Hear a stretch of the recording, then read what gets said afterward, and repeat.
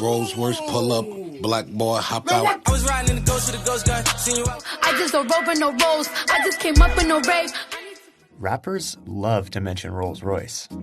According to Bloomberg, from 2014 to 2017, the top 20 songs on the Billboard Hot 100 mention Rolls-Royce more times than any brand, including other luxury car companies like Porsche, Lamborghini, and Ferrari.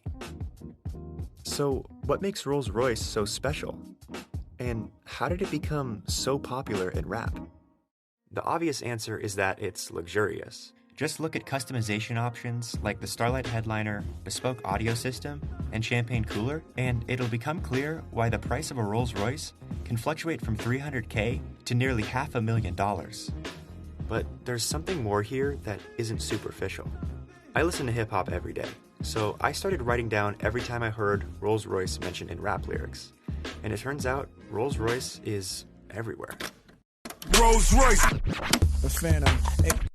He's in the Rolls Royce. Got a rag top roll. But what I found most surprising was that mentions went back further than the 90s, and even the 80s. Released in 1979, Rapper's Delight is arguably the first commercially successful hip-hop record.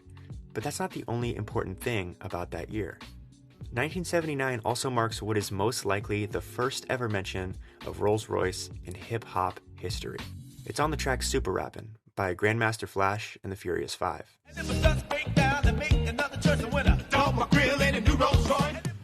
Around 79, many hustlers drove Cadillacs. So the Cadillac was the premier car. The Mercedes-Benz was like, yo, you on some other level driving the Benz. That's Mark Skills, a hip-hop writer and historian who has interviewed many of the genre's pioneers and has documented the origins of hip-hop for the past 18 years. I've done my own research, okay? And I can't think of anyone that was driving a Rolls-Royce. It was not a common car on the street. Mentioning Rolls-Royce in an early record like this was like untouchable luxury. In the late 70s, the only people you'd see driving Rolls-Royces were aristocratic elites. Take Queen Elizabeth, who was often chauffeured in a Phantom 4, a luxury vehicle that was exclusively built for the British royal family and heads of state. So, even before the birth of hip-hop in the 70s, Rolls-Royce had a reputation as a status symbol. So, why did Rolls-Royce start being mentioned in the earliest days of rap? To understand its inclusion in lyrics, we have to break down why status symbols became so prevalent in rap music. The streets influenced hip-hop. It wasn't, nowadays, people think of it as the other way around. No, the streets influenced the artists.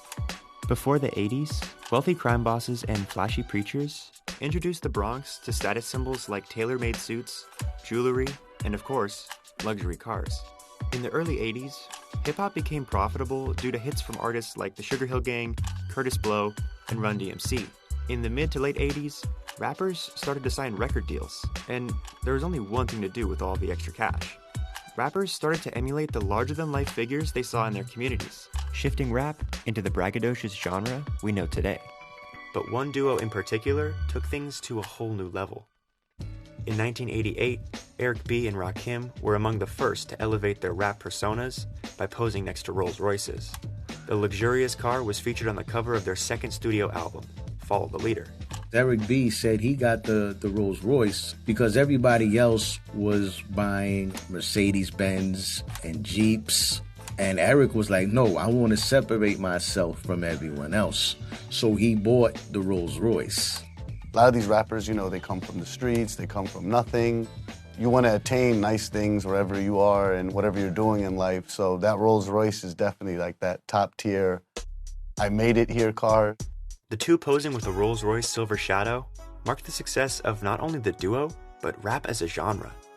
Speaking of the success of rap, let's flash forward to 1997. Diddy and Mace were at the top of the Billboard charts. During that year, they each had 4 top 10 hits on the Billboard Hot 100, the most top 10s of any artist that year. One of those hits, Can't Nobody Hold Me Down, peaked at number 1 on the list and spent 16 weeks in the top 10. And as Diddy struck mainstream success, he celebrated it all in, you guessed it, a white Rolls-Royce. Push us, cause we're close to the edge. In the iconic music video, Diddy and Maze walk away from a white Rolls-Royce Corniche in slow motion. The imagery of the $156,000 vehicle exploding behind them proved that the cost was nothing for a rapper as big as Puff. In the 90s, they're starting to take on these personas of people that have a lot of money, a lot of power, and a lot of influence. And with those things, you have to have the accessories to go along with that status. If I'm a king and I'm a queen, then this is my chariot. And it seems that 97 may have been responsible for the spike of Rolls-Royce mentions in subsequent years. Out of the 7 rap songs that mentioned Rolls-Royce that year, 5 were on the Billboard Weekly Singles charts, or were on albums that had Billboard chart success. Nothing shows the effect of this influence more than Cash Money rap group The Big Timers, who came out of the South in the early 2000s with a very different spin on luxury. I think the most iconic lyric that I ever remember from the Big Timers and Rolls Royce is definitely the Number One Stunner video. Come on, you know how slow the new Rolls Royce be. What Wayne is talking about is, I have the Rolls, and you know how slow they be, so I'm gonna get seen in this.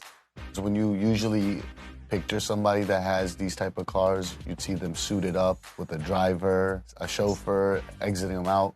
But when you saw people like Manny Fresh and Baby and Lil Wayne and Juvenile, these guys were just wearing baseball caps and white tees and actually driving them. They were breaking molds and stereotypes of what you can do with these cars. They wanted to still retain the street flavor and be in luxury. Because if you remember, Diddy in the white suits, and Mace was in suits. But the Southern players, they were like, no, we're going to take this luxury as we are. And as trap has emerged from the South and taken over the charts, Rolls-Royce has accompanied that ride. Just listen to the chart-topping Migos track, Bad and Bougie, and you'll hear Offset mention, Pull up and goes. Yeah, my diamonds are choke. I tabulated at least 338 studio-released hip-hop songs from 1979 to 2017 that mention Rolls-Royce or its other popular models. Of course, this isn't an exact figure, but it shows just how ubiquitous Rolls-Royce has become in rap music. People want the best of the best, man. Rolls-Royce is that. They only make so many per year.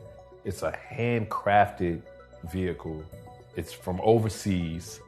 It's like all the different checkpoints and then the price point. But these excessive price points pale in comparison to the new Rolls-Royce Boattail, which in May of 2021 broke the record for the most expensive new street-legal car ever at $28 million. And its creation may be hip-hop related. The fact that they're like not just hip-hop and R&B royalty, but American royalty starting to become now. The Boattail, that's when you know that you're uber rich, when people are like, well, we know they got it. I think Rolls-Royce became the signifier of success, especially in hip-hop, because it wasn't easily obtainable. And the brand has played into this idea. I reached out to a Rolls-Royce representative to ask why they think the luxury brand is so influential in hip-hop. Rolls-Royce is known for being the best. The one thing that every Rolls-Royce patron has in common is success. It's not an item that you need. No one needs a Rolls-Royce motor car. It's something that everyone wants.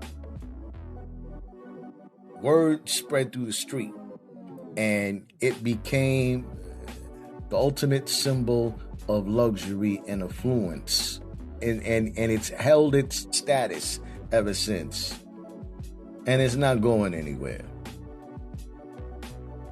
Benz rhymes with so many things. Friends, Lens, Benz again. But don't get it twisted. Rolls-Royce is still the one that everyone loves.